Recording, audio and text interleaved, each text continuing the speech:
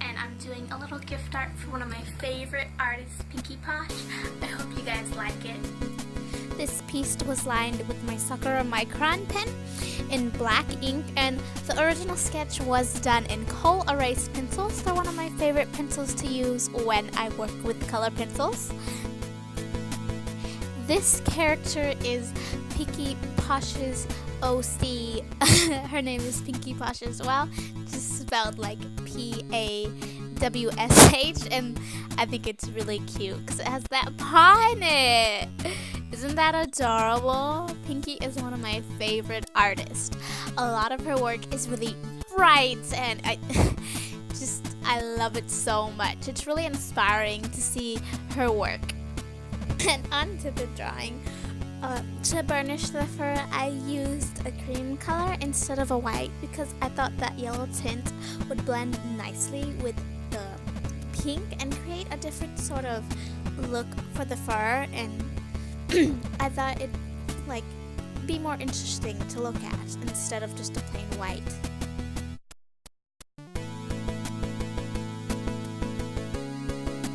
I used several shades of pink for the fur, including the cream color. I used a magenta and processed red to get those nice deep values in the fur. I made sure to shade in the direction of how the fur would be flowing, so that way it would be more in depth and it wouldn't be a really flat looking piece. Even though it is a little cartoony, I didn't want it to look flat and plain. I wanted to add some more dimension into my artwork. Pink, but then her costume design, it's more scene and like pastel goth, so it's like black roses and like chokers, and I think it's like a really nice character design, and the black really complements the pink in her fur and hair. And I am working with my Prismacolor pencils for this piece. It's one of my favorite mediums to work with. It does take a little longer to create, but I like the effect the color pencils give out, and they do have a really smooth finish to them, and as long as you watch out for wax bloom, it turns out really beautiful and archival, so you can save it years from now. To get the fur strokes the way I wanted them, I made sure that my pencils were sharpened at a nice point, and then I did some little flicks of my wrist in a controlled way, of course, to get the chin really fuzzy wuzzy, so you can see the texture of the fur, so it wouldn't look like pink skin. Instead it would look like something fuzzy and sweet to pet.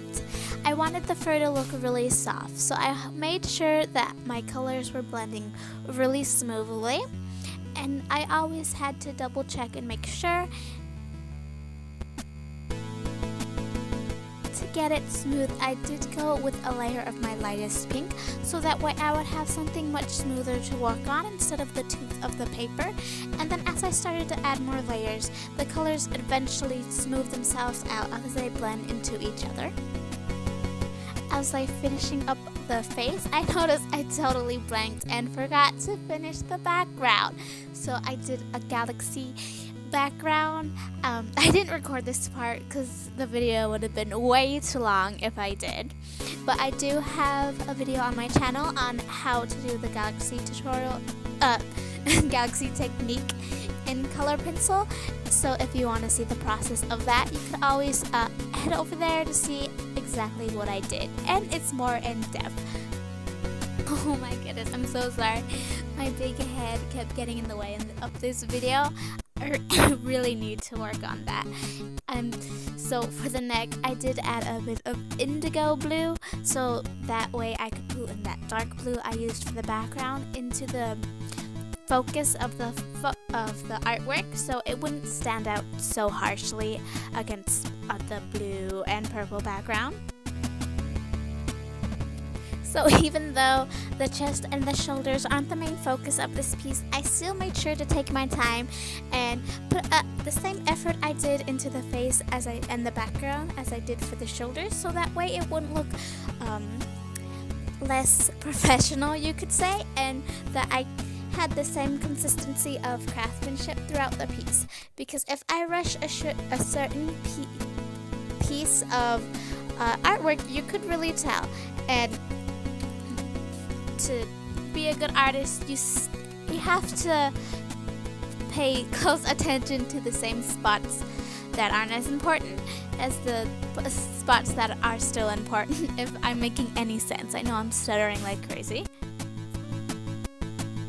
And I did use the indigo blue that I used for the eyeshadow and background, so I could do the sweater. I wanted it to be a black sweater, but I still used the indigo blue because it is a dark blue, and I didn't want the sweater to be just a flat black. I wanted more dimension and shading into it. I did leave some spots white for the shading of the sweater, because black is such a dark color that you wouldn't have a lot of like bright white highlights. They would be more like a bluish grayish color. So I did add the black on top of the darker parts of the sweater, and to blend it out I used the indigo and black as I switched from layer to layer to help blend them into each other. And to burnish this, I did use my colorless blender by Prismacolor. It's just a waxed it's just the wax filler of the Prismacolors, and it helps to blend those colors out a lot. And I think it works really nice with darker colors like black and indigo blue. And my silly head totally started working on the ears before I even finished the sweater. So I did make sure to tidy everything up with the sweater and burnish with my colorless blender. I really enjoy that colorless blender. I like the texture it gives instead of the white, because it's more grainy and it gives more like a different sort of feeling towards the piece instead of just smoothing it out with the white. I did use the same exact colors that I used for the ears as I did for the fur, because it's all connected. I made sure to flip my piece around whichever way was most comfortable for me to get all the angles and details right of the piece, because my desk is really limited to the arm reach I could give, so just flipping the piece around can really help me a lot to achieve the look that I'm going for and to get all the values and shading exactly how I wanted it to be. Moving on to the hair, it was super fun because I wanted to get a different shade of pink with the same colors I was using for the fur, so it was a bit challenging to get the contrast different, but it's really fun when you have a challenge ahead of you. So I started out with a base of Deco Pink to make sure it was smooth and it would be lighter. And I just went over with the magenta and Deco Pink together and helped them blend each other out more evenly. And even though I didn't use a reference photo for these for the hair, I do draw a lot of realism, and I draw hair a lot, so I know how hair should work and how it should flow, so that way it wouldn't look too cartoony and that it wouldn't look fake or anything. I like adding like my flick of the wrist to make those hair strands in there, because I really like lots of textures in my drawings, so I try really hard to make sure I have varied textures in there, so that way it doesn't look all smooth and flat like you see a lot of artists do, because it's one thing to shade smoothly and it's another to shade with texture. So I try really hard to make sure that I get different values and contrasting textures in there to make a more interesting piece. And so, oh my goodness, my head keeps getting in the way again, I'm sorry. But to make the pink in the hair a bit different, I did use crimson red instead of the processed red to see how it would work, and I think it did add a lot of varying tone to the hair, so it looks a little different than it does to the fur. And I didn't use any indigo blue in there either, because I wanted to keep that purple in the fur and out of the hair. And to burnish and blend, I did use the white instead of the cream, because I think it adds a lot of different tone into there, and when you use different types of pencils to burnish with. And I did flip my paper around a lot because to get those strokes in, I really wanted to get the right angle and everything. And when you flip the piece around of paper, it really helps that out a lot. So if you're ever stuck with your drawing, try flipping it around, and even because looking at something upside down really helps it a lot too. And even looking at it in the mirror, it could help you add a different sort of view than what you have just from above. I do make sure to keep my pencils sharp for this, because to get the texture in the hair, you do want to have a nice sharp point in your pencil, so that way you could have more control over the direction of the line flow. For the hair, even though I've seen her OC with like that straight scene hair, I wanted to give it a bit more of like a wave and a curl to make it a little more interesting. So I took the artistic liberty to give it that little like that wave. So that way, Pinkie's a hairstylist, so I know she probably wears her hair in like all sorts of cool ways. I really love her. Like, you see some of her selfies, they're really cute. She's so adorable, and I'm probably rambling on right now, but I was really having a fun time with the hair.